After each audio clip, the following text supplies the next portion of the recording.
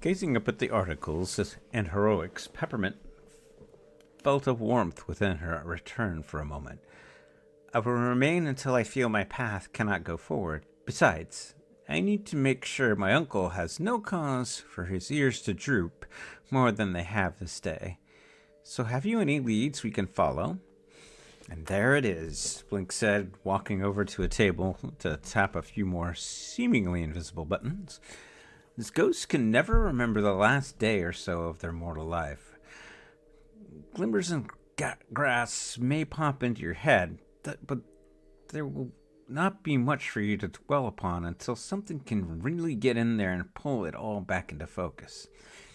Come, look at this map of the Park District and the wild fringe that surrounds all of Atlas. A three-dimensional display of the Park District rose above the table.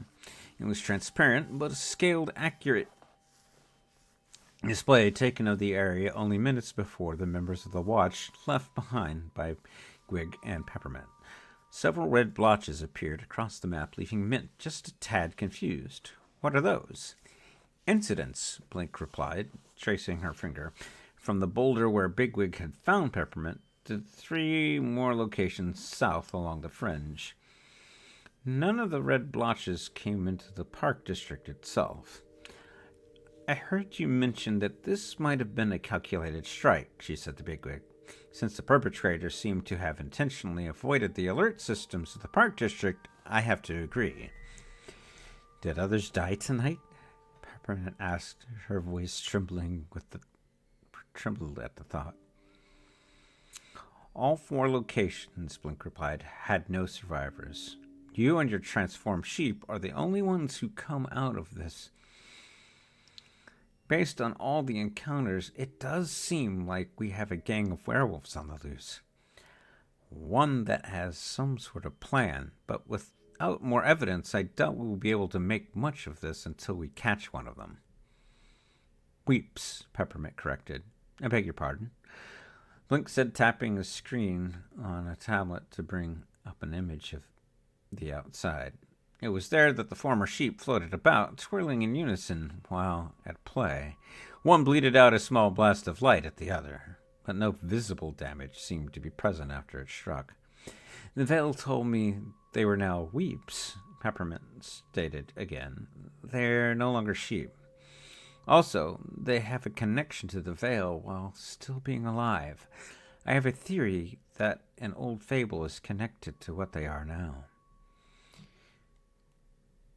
Taking her tablet back to the computer console, Silent Blink began typing quickly. Documents, images, games, all sorts of information displayed across a vast screen above her. My dear, please come look at all of this. You have had a trying night, and I have no doubt you are eager to begin whatever the veil is urging you to pursue, but in my line of work, information is key. What is a sheep dragon? Bigwig asked, pointing to the image of a document from the Earther Resource Manual for a game called Dungeons and Dragons. I mean, that almost looks exactly like what it is now following Mint. Obajima, Blink stated. You might have heard of it. Rumor has it some humans went there instead of Morn after Earth became the broken home. Before all that, a few people seemed to be well connected to creative energies from that place. I have no information if it is true, but Lila's new friend are indeed weeps, not sheep dragons. Look, Peppermint pointed to an image from an ancient scroll said to have been left behind by a forgotten race. It showed a robed figure striking out with a staff at a figure whose back was covered in tentacles. Behind the robed figure, 3 serpentine wolves were rearing back, blasting the same figure with light from their open maws. Vero, Blink said, giving Peppermint a wink. One of the glorious fates that helped the Pantheon shape the very foundation of Morn. Now, can you tell me the names of the 3 weeps at her side? Peppermint froze in place, her fingers still pointing it as every single light in the large warehouse ceased illumination. The kitsune mask lifted into the air by itself and turned to face those present. Golden eyes could be seen behind the hollowed-out slits of the mask. My weeps were called Tur, Gom, and Hugh. In thousands of years, none have ever given them much thought. Gulping, Bigwig waved at the mask before speaking. Not sure the protocol on speaking with one of the fates. That is who you are, yes? The eyes behind the mask blinked. I am indeed Vero. At least that is the name most of Morn use when referencing me. I cannot interfere here, but I am glad to speak of my former companions if the Vale's charge wishes to know about them.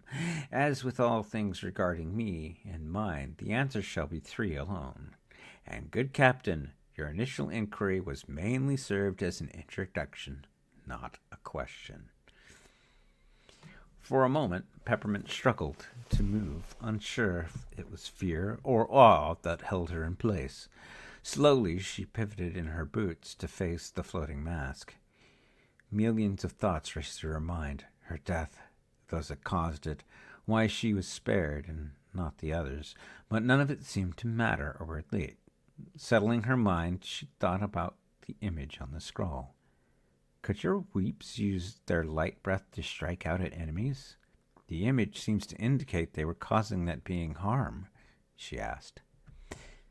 Together, their breath was able to banish great evil or even cure heinous plagues, Vera replied. Your weeps are still very young, and you seem to be missing one. You will have to discover what they can do yourself. And with that, I will see you guys in the near future, and thank you for listening.